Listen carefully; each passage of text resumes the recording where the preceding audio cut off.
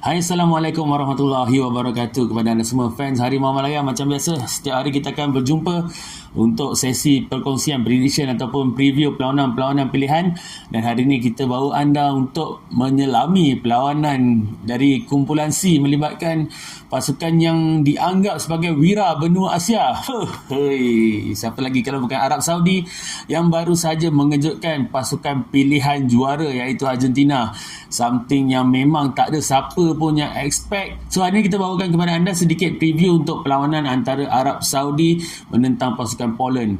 Dua situasi berbeza untuk kedua-dua pasukan ni. Macam saya cakap tadi, Arab Saudi baru saja menewaskan pilihan juara. Tak ada siapa yang sangka, sebab kalau ikut game tu memang pada mulanya semua orang memang anggap satu perlawanan yang mudah untuk Argentina lah, dengan sepakan penalti minit awal disempurnakan oleh Lionel Messi. Kemudian ada beberapa gol yang offside. Jadi masa tu nampak macam semuanya milik Argentina.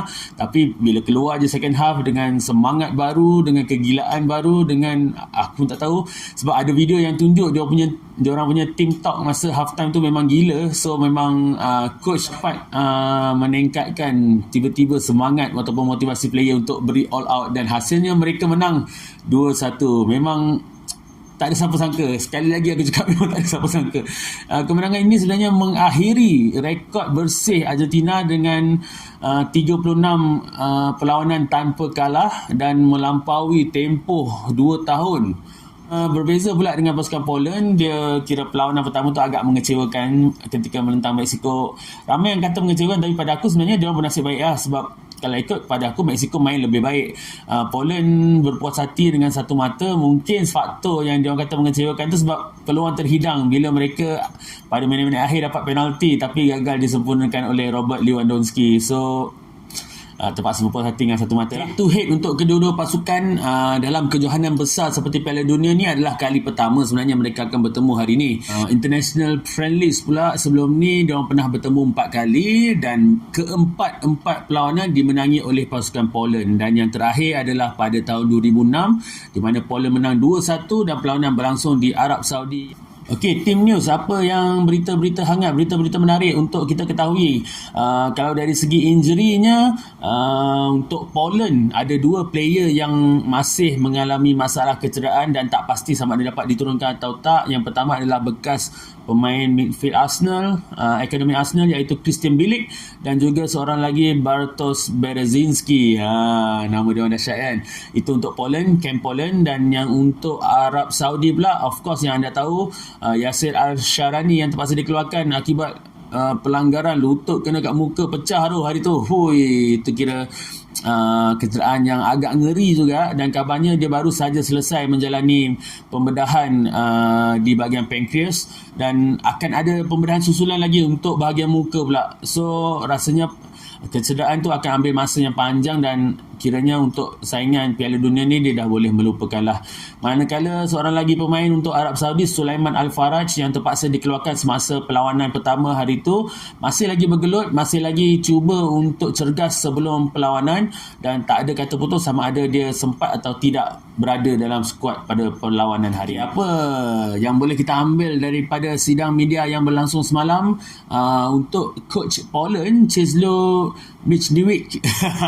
Sebutan kalau tak betul minta maaf banyak-banyak. Alright, dia apa yang boleh disimpulkan daripada perlawanan pertama bila seri dengan Mexico tu? Dia kata sepatutnya pasukan mereka lebih yakin untuk pegang bola lebih lama, sebab itu masalah yang dia nampak paling jelas. Dan dia point out sebenarnya masalah hilang bola tu pula bukanlah daripada pressing pihak lawan, tapi dia melihat adalah disebabkan faktor kualiti passing antara pemain-pemain dia. Jadi untuk perlawanan pada tahap tertinggi di Piala Dunia ni, kalau passing pun tak betul, dia kata agak susah lah untuk jalankan sistem permainan, dan dia kerja keras untuk perlawanan kedua ni untuk memperbaiki, mungkin ketenangan dapat bantulah passing tu jadi lebih baik kan.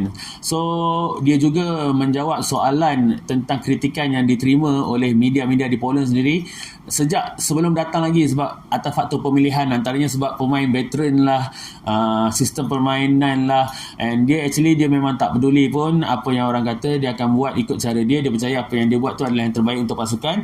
Dan yang terakhir, orang tanya dia pasal sepakan penalti yang tak dapat disempurnakan, adakah Robert Lewandowski masih lagi menjadi pilihan utama, dan dia kata ya, apa pun yang terjadi untuk sepakan penalti, Robert tetap pilihan utama, melainkan dia sendiri yang nak serahkan tanggungjawab tu kepada orang lain. Itu di pihak Poland. Manakala di pihak Arab Saudi pula, bersama dengan coach mereka Hervé Renard, mereka lebih bercakap mengenai soalan yang berkaitan spotlight yang dapat secara tiba-tiba lah bila kalahkan Argentina ni. Semua mata dah tertumpu kepada pasukan Arab Saudi. So adakah ini memberi tekanan yang memuncak kepada pasukan? Coach kata bagi pihak dia semuanya berjalan seperti biasa, tak ada apa yang berubah, dia buat kerja yang sama. Cumanya dia memang aware lah, banyak orang cakap lah macam-macam, ada yang bangga dengan kejayaan dia orang, ada yang anggap kemenangan tu macam luck je pun kan. Dia tak kisah nak kata apa, just kata dia lebih prefer untuk diam dan teruskan bekerja.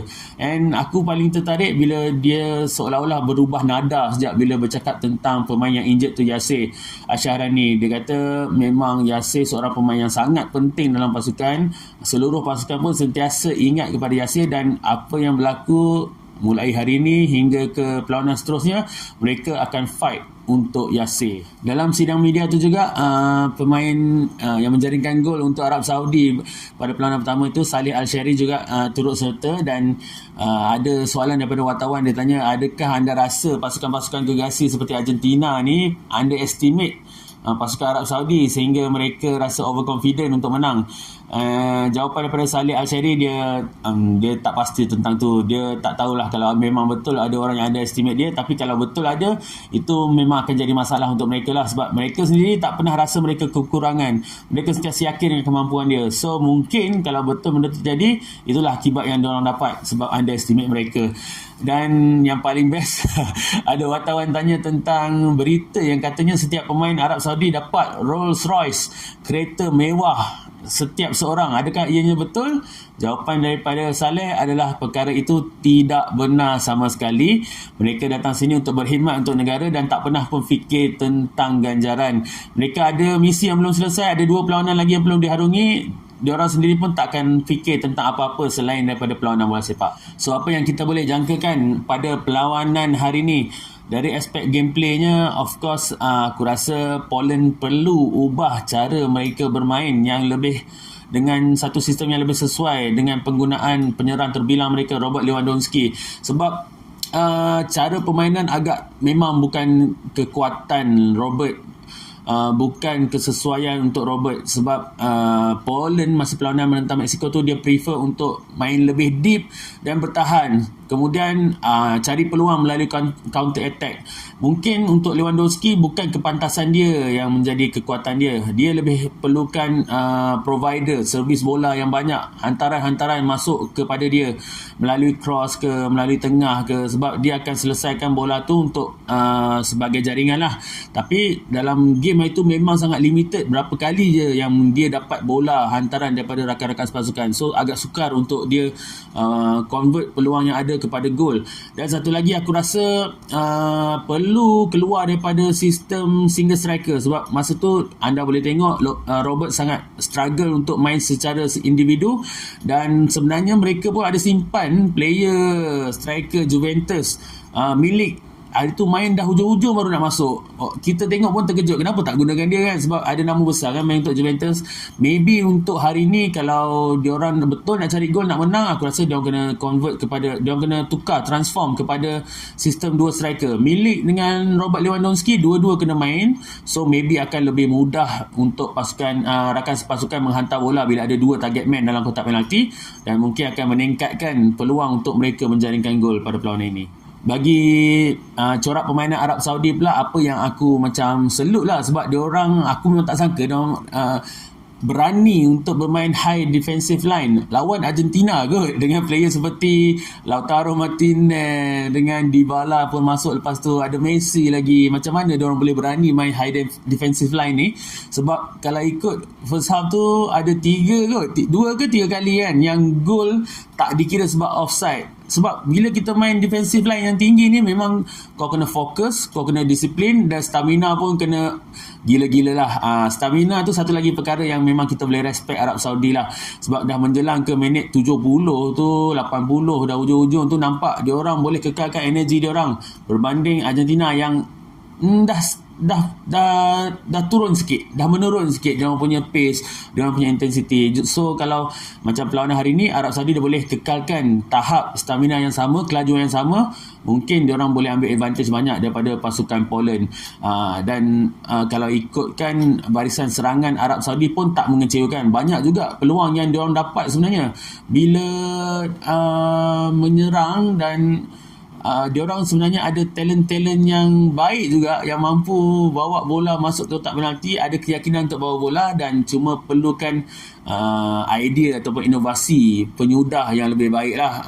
Macam biasa tim-tim yang main kat Piala Dunia ni, dia struggle untuk settlekan peluang yang ada, terutama di bahagian final third tu kan. Apa yang nak buat kat situ ada beza antara pasukan baik dengan yang kurang baik. Tapi Arab Saudi, dengan aku percaya dengan semangat upset hari tu, semangat kejutan hari tu, dan aku rasa dengan Qatar punya home team pun dah terkeluar, mungkin seluruh rakyat Qatar sekarang tertumpu untuk bagi sokongan kepada pasukan Arab Saudi dan jadi kekuatan baru untuk mereka juga. Aku yakin atas faktor-faktor ini Arab Saudi boleh dapat layak ke peringkat seterusnya. Untuk perlawanan ni, scoreline prediction aku adalah keputusan akan berakhir dengan seri 1-1. Cakap macam nak mihak mana-mana kan, tapi aku rasa sebab even dah buat kejutan, tapi setiap perlawanan tu pun tak sama. Poland pun dia ada defensif yang kuat juga, jadi aku rasa kalau 1-1 keputusan masih memihak kepada Arab Saudi. Ada kelebihan untuk Arab Saudi juga untuk mara ke peringkat seterusnya. So itu prediction aku. Apa prediction korang? Boleh tulis kat komen, bagi pendapat korang juga. Kalau nak betulkan fakta aku pun aku alu-alukan, kita sama-sama kongsi minat, kongsi kita punya pengetahuan dalam bola sepak untuk memeriahkan lagi Piala Dunia 2002 di Qatar ini. Jumpa lagi untuk preview seterusnya. Assalamualaikum, bye bye.